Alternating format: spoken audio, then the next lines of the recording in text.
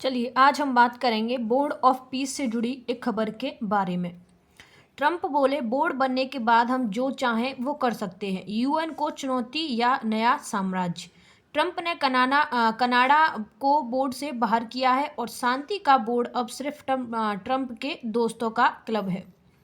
Putin बोले कि frozen asset unfreeze करो तो 1 बिलियन दूंगा। ट्रंप का बोर्ड अब रूस को भी खरीद रहा है।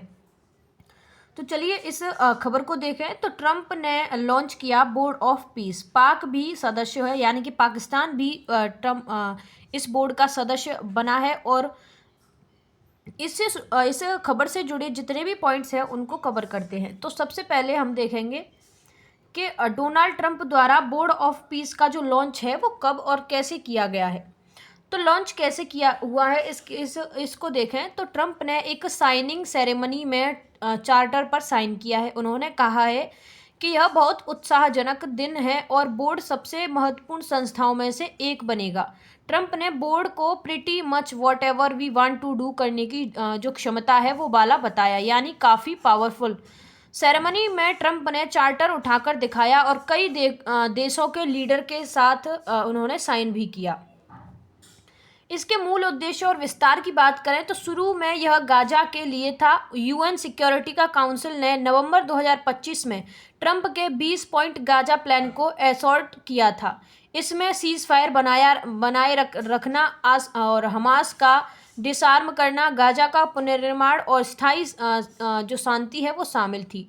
ट्रंप ने गाजा को ब्यूटीफुल पीस ऑफ प्रॉपर्टी या सीज साइड मेट्रोपोलिस बनाने का जो विजन है वो दिया है। लेकिन अब चार्टर में गाजा का जिक्र नहीं है। यह ग्लोबल बॉडी बन गई है जो दुनिया भर के कॉन्फ्लिक्ट्स जैसे कि यूक्रेन अन्य क्षेत्र को हैंडल करेगी। ट्रंप ने ऐसे यूएन के साथ कंजक्शन यानी कि सहयोग में काम करने का वादा किया है, लेकिन कई ऐसे यूएन का राइवल मानते हैं। कई जो हैं वो इसे यूएन का जो राइवल है वो भी मानते हैं। सदस्य देश और पाकिस्तान की इसमें भूमिका की बात करें तो सदस्य देश और इनकी भूमिका तो शुरुआती जो फाउंडिंग है वो मेंबर्स में लगभग 19 से 35 देश शामिल हुए। पाकिस्तान के प्रधानमंत्री शहबाज शरीफ ने साइन किया और स्टेज पर ट्रंप के साथ थे। अन्य जो प्रमुख सदस्य हैं उनकी बात करें तो यूएई, सऊदी अरब, कतर, मिस्र, जॉर्डन, इंडोनेशिया, तुर्की, Hungary, Azerbaijan, Morocco, Argentina, Paraguay, Kosovo, Bahrain, Kazakhstan, Armenia, Bulgaria आदि। कई मुस्लिम मेजॉरिटी और ट्रंप फेडरली देश ज्वाइन हुए, जैसे रूस। पुतिन पर विचार जो है अभी चल रहा है। 1 बिलियन के मेंबरशिप की बात करें तो परमानेंट मेंबरशिप के लिए 1 बिलियन लगभग 8300 रुपये जो है उनका कंट्रीब्यूशन रखा गया है। यह पैसा मुख्य रूप से गाजा कंस्ट्रक्शन के लिए जाएगा और पाकिस्तान जैसे देशों में यह बहुत विवादास्पद है। आर्थिक संकट के बीच इतना बड़ा अमाउंट देने पर आलोचना हो रही है। कुछ देशों ने सिर्फ टर्म मेंबरशिप 3 साल कोई फीस नहीं मेंबरशिप जो है ली है, जिसमें कि 3 साल कोई फीस नहीं ली जाएगी। लोगो और यूएन से तुलना की बात करें तो बोर्ड का जो लोगो है वो यूएन एल्बम से बहुत मिलता जुलता है, जैसे ग्लोब प्लस ऑल्विक ब्रांचेस।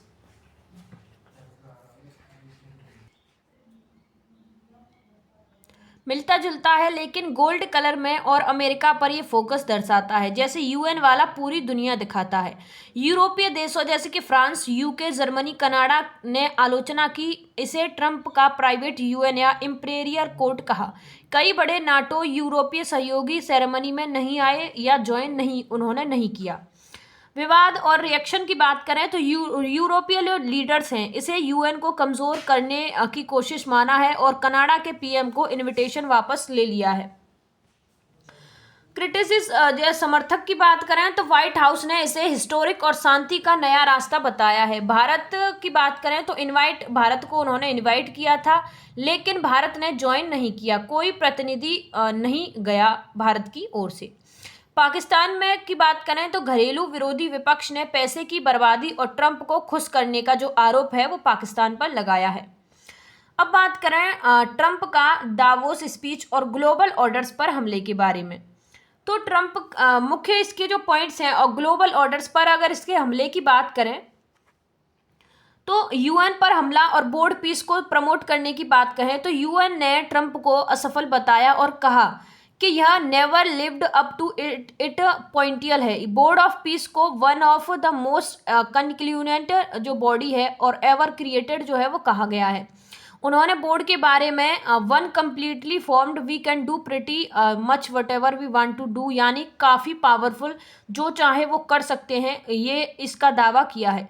बोर्ड को यूएन के साथ कंजक्शन यानी कि सहयोग में काम करने का वादा किया है, लेकिन कई क्रिटिक्स ने इसे यूएन को साइडलाइन या कमज़ोर करने की जो कोशिश है वो माना है। बोर्ड का जो लोगो है वो यूएन एल्बम से मिलता जुलता है, लेकिन गोल्ड कलर से अमेरिका केंद्रित होने से पूर्वी जो यूरोपीय देश हैं वो देशों में आक्रोश हुआ है। नाटो पर अगर हमले की बात करें तो नाटो को अमेरिका द्वारा फंडेड बताया और कहा कि यूरोप हमारे पैसे से फ़ायदा उठाता है। ट्रंप ने कहा कि अमेरिकी नाटो ने वर्चुअली 100% खर्च करता है, जबकि यूरोप कम करता है। उन्होंने यूरोप को अनग्रेटफुल कहा और टैरिफ्स की धमकी दी। बाद में वे पीछे भी हटे। नाटो पर कहा कि यूरोप को स्ट्रांग होना चाहिए, लेकिन अमेरिका बिना उसके सुरक्षा नहीं दे सकता। ग्रीनलैंड और यूरोप पर अगर हमले की बात करें तो ट्रंप ने ग्रीनलैंड को big beautiful piece of ice कहा और अमेरिका के लिए स्मॉल आस्क बताया। कहा कि WW2 के बाद अमेरिका ने इसे डेनमार्क को बैक दे दिया जो स्टूपिड था। यूरोप के कुछ इलाकों को नो लॉन्गर रिकॉग्नाइजेबल यानी कि खराब तरीके से बताया और इमिग्रेशन एनर्जी यानी कि विंड पावर पॉलिसी को डिस्ट्रैक्शन कहा। बाद में उन्होंने कहा कि फोर्स इस्तेमाल नहीं करेंगे और फ्रेमवर्क ऑफ फ्यूचर डील पर पहुंचेंगे। अन्य हमलों की बात करें तो कुछ अन्य हमलों जैसे यूरोप को not heading in the right direction भी कहा। अब बात करें 1 बिलियन मेंबरशिप की फीस के विवाद के बारे में, तो ट्रंप के बोर्ड ऑफ पीस में 1 बिलियन लगभग 8300 करोड़ रुपए की जो मेंबरशिप है उस फीस का विवाद दुनिया भर में काफ़ी गर्म है। यह फीस जो है वो परमानेंट मेंबरशिप यानी कि स्थायी सदस्यता के लिए है और इसे लेकर मुख्य विवाद जो है वो बना हुआ है। जैसे शांति के व्यापार या पे टू पे क्लब की बात करें तो कई मीडिया क्रिटिक्स के अनुसार जो है ने यूएन सिक्योरिटी काउंसिल का पेड जो वर्जन है उन्होंने कहा है कि जिसमें अमीर या ट्रंप फेडरली देश ही परमानेंट सीट खरीद सकते हैं। खुद ट्रंप चेयरमैन है और जिससे इसे इम्पीरियल या ट्रंप का प्राइवेट यूएन कहा जा रहा है। पाकिस्तान के केस सबसे विवादास्पद है, तो पाकिस्तान के पीएम शहबाज शरीफ ने दावोस में चार्टर पर साइन किया और बोर्ड ज्वाइन किया, लेकिन पाकिस्तान की जो आर्थिक जो संकट है वो पैदा हो गया है। IMF से लोन ले रहा है और महंगाई जो है काफ़ी जो पाकिस्तान में बढ़ रही है। विपक्ष ने इसे मॉरली फेजिएबल यानी कि नैतिक रूप से गलत बताया है और पैसे की बर्बादी कहा है।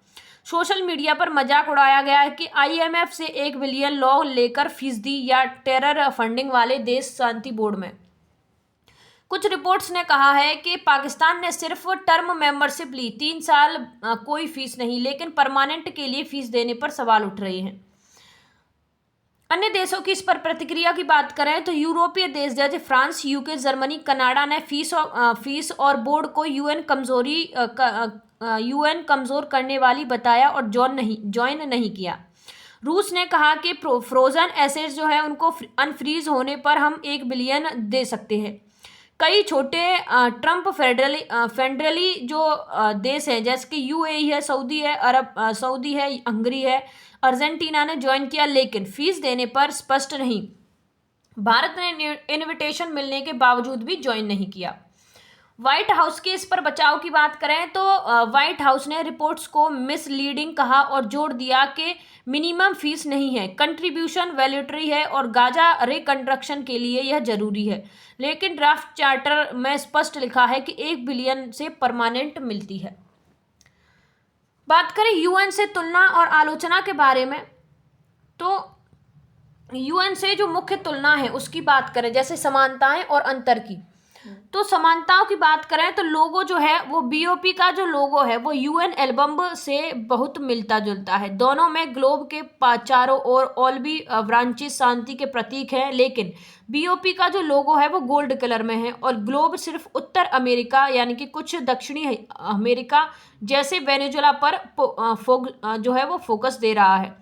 जबकि यूएन का जो लोगो है वो पूरी दुनिया दिखाता है और नॉर्थ पोल सेंटर से यह ट्रम्प फैशन में रिकवर्ड माना जा रहा है, यानी कि ये अमेरिका पर केंद्रित बताया जा रहा है।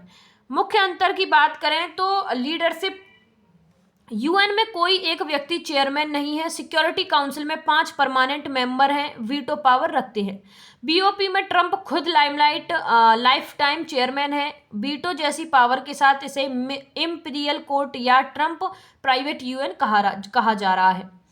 मेंबरशिप की बात करें तो यूएन ने सभी देश 193 शामिल हुए जो देश हैं, कोई फीस नहीं है और बीओपी में परमानेंट सीट के लिए 1 बिलियन कैश कंट्रीब्यूशन, इसे पे टू पे या ब्राइट कहा जा रहा है। ट्रंप मेंबरशिप जो है वो 3 साल फ्री लेकिन सीमित है।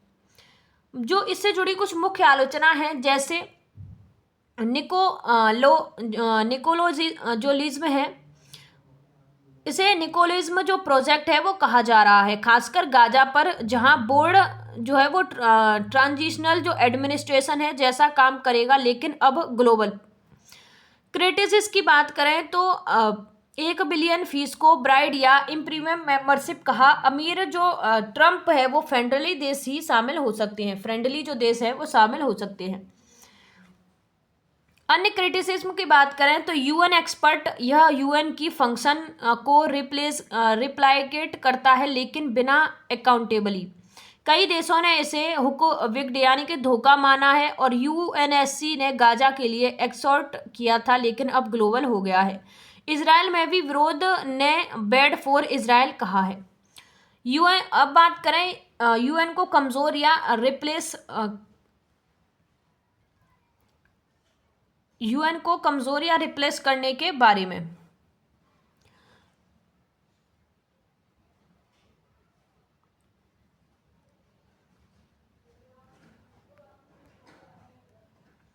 पाकिस्तान की भागीदारी और आंतरिक जो विरोध है उसकी बात करें और पाक यूएन के जो संबंध है उनकी बात करें तो पाकिस्तान ने डोनाल्ड ट्रंप के बोर्ड ऑफ पीस में शामिल होने का फैसला किया है, जो मूल रूप से गाजा में शांति और पुनर्निर्माण के लिए बनाया जाता है। लेकिन अब ग्लोबल जो कन्फ्लिक्ट्स हैं उनको सुलझाने की दिशा में विस्तार कर रहा है। यह फैसला 21 से 22 जनवरी 2026 को हुआ जब पाकिस्तान ने प्रधानमंत्री शहबाज शरीफ से ट्रंप की ओर से मिले इन्विटेशन को स्वीकार किया। जैसे पाकिस्तान की इसमें भागीदारी की बात करें तो फैसले की घोषणा, पाकिस्तान ने विदेश मंत्रालय ने 21 जनवरी 2026 को बयान जारी कर कहा कि पाकिस्तान बोर्ड ऑफ पीस में शामिल होगा। यह यूएन सिक्योरिटी काउंसिल रिजोल्यूशन 2803 के तहत गाजा पीस प्लान को सपोर्ट करने के लिए है। मकसद था गाजा में स्थायी सीज फायर, मानवीय सहायता बढ़ाना, पुनर्निर्माण और फिलिस्तीनियों के निर्माण के अधिकार को सुनिश्चित करना।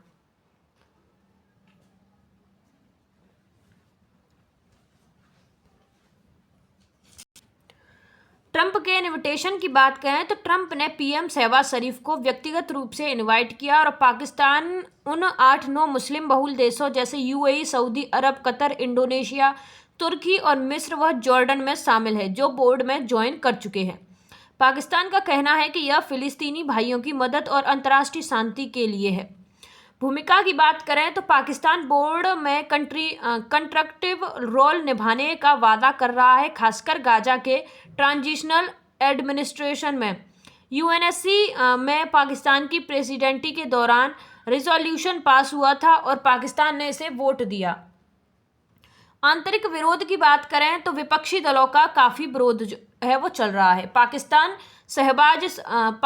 तहरीक इंसाफ इमरान खान की पार्टी ने इसे रिजेक्ट किया, कहा कि इसे अंतर्राष्ट्रीय फैसले पूर्ण पारदर्शिता और समावेशी परामर्श के साथ लिए जाने चाहिए। संसद में इसे उठाया गया है।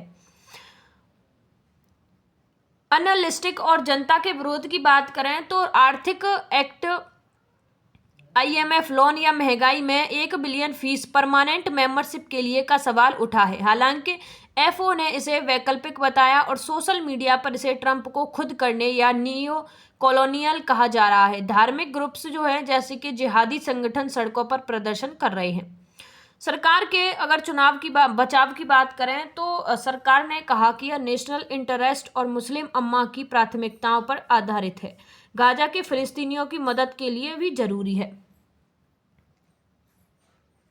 UN और पाकिस्तान के जो संबंध हैं उनकी बात करें तो सकारात्मक पक्ष, जैसे पाकिस्तान UN का मजबूत समर्थक है और UNSC रेजोल्यूशन 2803 को वोट दिया है। BOP यानी कि बोर्ड ऑफ पीस को UN फ्रेमवर्क के तहत देखा जा रहा है। पाकिस्तान का कहना है कि यह UN रेजोल्यूशन को सपोर्ट करेगा। UN में पाकिस्तान के एम्बेसडर असीम इफ्तिखार अहमद ने चुनौती दी थी कि रेजोल्यूशन में गाजा गवर्नेंस, BOP की भूमिका और UN अथॉरिटी पर स्पष्टता की कमी है। विवाद और आलोचना की बात करें तो BOP को UN का पैरेलल ऑर्गेनाइजेशन या राइवल माना जा रहा है जो ग्लोबल ऑर्डर्स को खतरा है। पाकिस्तान का शामिल होना असंगत लगता है। UN सेंट्रलिटी को सपोर्ट करते हुए BOP ज्वाइन करना क्रिटिसिस्ट कहते हैं कि इसे UN को कमज़ोर किया जा रहा है और पाकिस्तान ट्रंप की पर्सनलाइज प्लेटफॉर्म को असॉर्ट कर रहा है। चीन पाकिस्तान का सहयोगी के हितों को नुकसान पहुंचा सकता है और अगर BOP UN को कमज़ोर करे। भारत की अगर अनुपस्थिति और जो सवाल है उस पर जो खड़े हो रहे हैं भारत पर, उसकी बात करें तो भारत की अनुपस्थिति के कई कारण हैं। भारत ने सावधानी बरतते हुए दूरी बनाई रखी। मुख्य वजह उठने की सवाल की कुछ इस प्रकार है, जैसे कि पाकिस्तान की मौजूदगी और ऑप्टिक्स।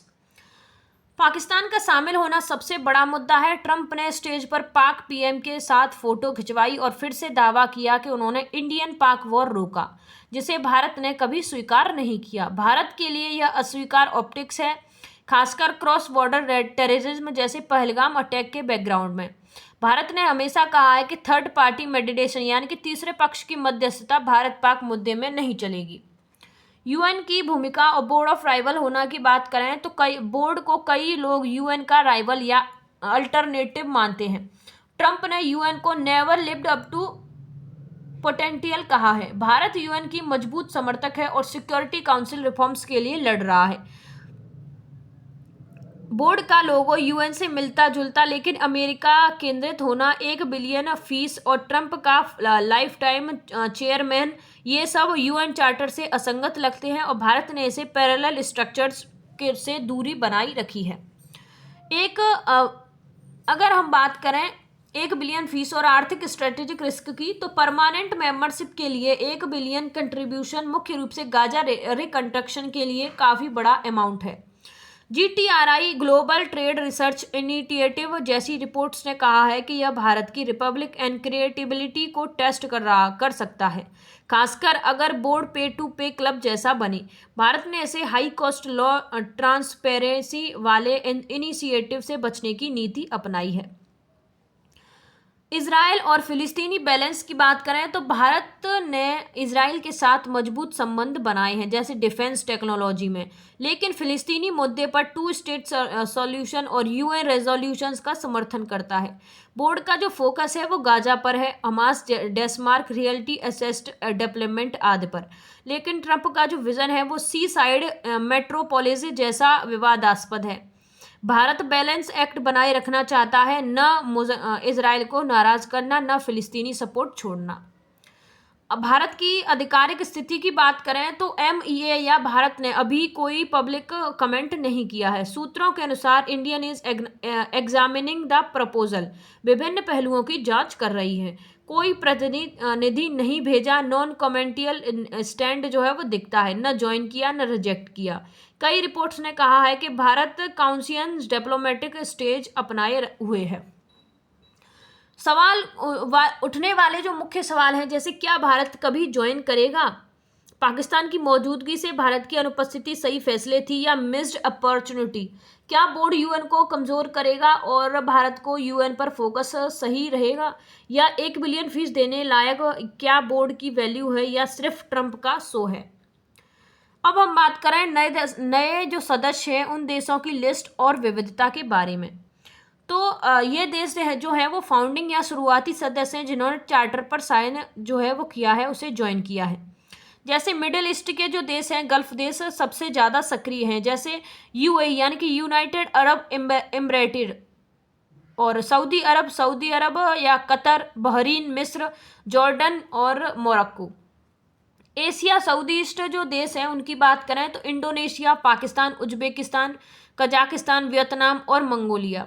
यूरोप ईस्टर्न जो देश है उनकी बात करें तो हंगरी, तुर्की, Bulgaria, Armenia, Azerbaijan, Moscow, Albania और बेलारूस। लैटिन अमेरिका की बात करें तो अर्जेंटीना और पराग्वे। अन्य में शामिल होता है इजराइल। कुछ रिपोर्ट्स में शामिल, कुछ में कन्फर्मेशन अलग अलग दिखाई जा रही है। विविधता की बात करें तो विविधता यानी कि डाइवर्सिटी के विश्लेषण की, तो क्षेत्रीय विविधता जैसे मिडिल ईस्ट और गल्फ से ज़्यादा, सबसे ज़्यादा यूएई, सऊदी अरब, गाजा फोकस के कारण जो है वो केंद्रित हैं। सेंट्रल एशिया के कजाकिस्तान, उज्बेकिस्तान और साउथ ईस्ट एशिया के इंडोनेशिया, वियतनाम से अच्छी संख्या में आए हैं। ईस्टर्न यूरोप और कुछ छोटे यूरोपीय देश जैसे हंगरी, तुर्की और बुल्गारिया ट्रम्प फ्रेंडली लीडर्स हैं, जैसे ऑर्गन और इम्बोडन के कारण। लैटिन अमेरिका से कुछ जैसे अर्जेंटीना और पराग्वे जैसे ट्रम्प समर्थक हैं। कोई बड़ा वेस्टर्न नाटो देश यूएस के अलावा नहीं है, जैसे UK, France, Germany, Canada, Italy आदि ने ज्वाइन नहीं किया या दूरी अभी बनाए हुए हैं। राजनीतिक आर्थिक विविधता की बात करें तो ज़्यादातर ट्रम्प फ्रेंडली या नेशनलिस्ट और को क्रिएटेड लीडर्स वाले देश हंगरी, टर्की, अर्जेंटीना और अजरबैजान आदि हैं। मुस्लिम मेजॉरिटी देशों की अच्छी संख्या है, जैसे पाकिस्तान, इंडोनेशिया और यूएई। गाजा या फिलिस्तीनी मुद्दे पर फोकस करे हुए हैं। आर्थिक रूप से मिक्स्ड हैं, जैसे अमेरिका अमीर गल्फ देश 1 बिलियन फीस आसानी से दे सकते हैं। देश से लेकर आर्थिक चुनौतियों वाले पाकिस्तान, मोरक्को भी इसमें शामिल हुए हैं। कोई बड़ा जीएफ या ईयू कोर देश नहीं है। यह बोर्ड को यूएस केंद्रित प्लस ट्रम्प एलाइज दिखता है, न कि ग्लोबल एसेंस वाला। विवादास्पद पहलू की बात करें तो कई क्रिटिसिस्ट कहते हैं कि विविधता सतही है। ज़्यादातर ट्रम्प के अमेरिका फर्स्ट वाले या यूएन से असहमत हैं। इसे वेस्टर्न सहयोगी दूर से जिससे इसे राइवल यूएन या पे टू पे क्लब कहा जा रहा है। गाजा पर फोकस और ग्लोब महत्वाकांक्षाओं की बात करें तो गाजा पर फोकस ये और ग्लोब पर महत्वाकांक्षा ये। फोकस की बात करें तो यूएन असॉर्टमेंट नवंबर 2025 में यूएन सिक्योरिटी काउंसिल ने रिजोल्यूशन 2803 पास किया, जिसमें ट्रंप के प्लान को असॉर्ट किया और बोर्ड ऑफ पीस की स्थापना की मंजूरी दी। बोर्ड का जो काम है वो गाजा में सीज फायर बनाए रखना, हमास को डिस्चार्ज करना और ट्रांसनेशनल गवर्नेंस फिलिस्तीनी टेक्नोक्रेटिव द्वारा बनाए रखना है। रिकंस्ट्रक्शन और इंटरनेशनल रिसोर्सेज मोबिलाइज करना। ट्रंप के शुरुआती बयान की बात करें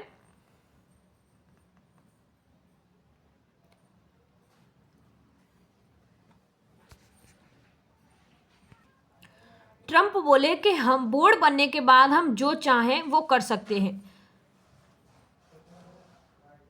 ट्रंप का दावा है कि दुनिया अब ज़्यादा सुरक्षित है। दावोस में ट्रंप ने कहा कि दुनिया अब 1 साल पहले से ज़्यादा अमीर, सुरक्षित और शांतिपूर्ण है। उन्होंने बोर्ड को दुनिया के इतिहास में सबसे महत्वपूर्ण बॉडी बताया, लेकिन क्रिटिसिस्ट कहते हैं कि गाजा में सीज फायर अभी पूरी तरह लागू नहीं है। एड कम है और बोर्ड जो सिर्फ ट्रंप का शो ही दिख रहा है। भारत और पाकिस्तान पर उन्होंने अपडेट, जैसे पाकिस्तान ने ज्वाइन नहीं किया है और लेकिन भारत ने अभी कोई फैसला नहीं दिया है।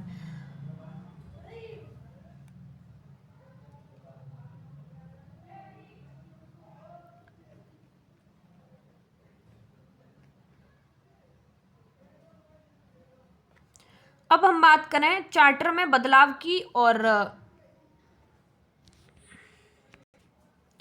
तो चार्टर में बदलाव की बात करें तो जनवरी 2026 में जारी ड्राफ्ट चार्टर में गाजा का जिक्र ही नहीं है। इसके बजाय बोर्ड को इंटरनल ऑर्गेनाइजेशन बताया गया है, जो एरियाज इफेक्टिव और थ्रेटेड बाय कॉन्फ्लिक्ट में स्थिरता लाएंगे। और ट्रंप के अगर बयान की बात करें तो डेवोस में ट्रंप ने कहा कि once completely formed we can do pretty much whatever we want to do, यानी कि बोर्ड, उन्होंने कहा कि बोर्ड बनने के बाद हम जो चाहें वो कर सकते हैं। विस्तार और संकेत की बात करें तो व्हाइट हाउस और ट्रंप एडमिनिस्ट्रेटिव ने कहा कि बोर्ड गाजा में सफल होने पर सर्व एज ए एग्जाम्पल अन्य जगहों के लिए। मार्को रूबियो ने कहा कि बोर्ड ग्लोबल चैलेंजेस पर काम कर सकता है। अन्य संकेतों की बात करें तो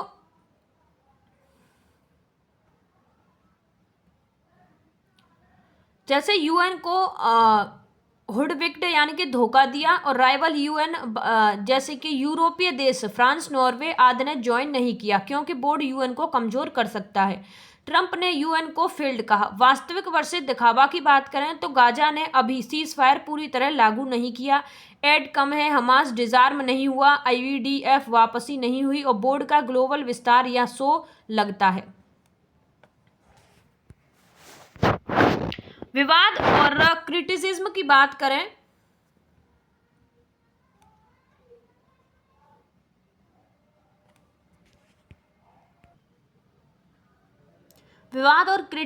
बात करें यानी कि आलोचना की, तो यूएन वर्सेस बोर्ड। यूएनएससी ने गाजा स्पेसिफिक बोर्ड को एजॉर्ट किया और 2027 तक लिमिटेड, लेकिन चार्टर में गाजा हटा दिया गया। क्रिटिसिज्म कहते हैं कि ट्रंप ने यूएन को बाईपास पर इंपीरियल कोर्ट या पे टू पे क्लब बनाया जहां ट्रंप लाइफ टाइम चेयरमैन है। क्रिटिसिज्म कहते हैं कि यह लाइफ टाइम चेयरमैन ट्रंप का होना एक गलत है और इसमें जो फीस है वो भी काफ़ी जो है वो काफ़ी है, और ट्रंप ने यूएन को बाईपास पर इंपीरियल कोर्ट या पे टू पे क्लब बनाया है जहां ट्रंप जो है वो लाइफ टाइम चेयरमैन है, जो कि गलत है। समर्थक और ट्रंप के बचाव की बात करें तो बोर्ड ने यूएन के साथ काम करेगा, गाजा पहले फोकस रहेगा लेकिन सफलता पर ग्लोबल जाएगा। धन्यवाद। Thanks for watching our videos.